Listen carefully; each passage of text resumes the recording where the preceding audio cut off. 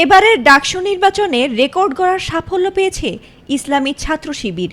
ছাত্রদল স্বতন্ত্র সব প্রার্থীদের পেছনে ফেলে রীতিমতো হাড্ডাহাড্ডি লড়াই শেষে বিশাল ব্যবধানে জয়ী হয় শিবির সমর্থিত প্যানেল। আর সাদিক কায়েম নির্বাচিত হন ভিপি হিসেবে।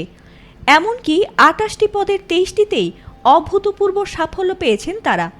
এছাড়া জিএস পদে এস.এম. ফরহাদ ও এজিএস পদে মহিউদ্দিন খানও জয় পেয়েছেন। তাই অনেকেরই প্রশ্ন, কেন এবার সবার আগ্রহের কেন্দ্রবিন্দুতে ছিল ছাত্র শিবির? আর ভিপি পদে দাঁড়িয়ে বিতর্ক পেরিয়ে কীভাবেই বা নজর কেড়েছিলেন সাদিক কায়েম? এবারের ডাকসু নির্বাচনকে ঘিরে শুরু থেকেই ছিল বেশ উৎসবের আমেজ। তবে ফলাফল ঘোষণাকে ঘিরে ধীরে ধীরে বাড়তে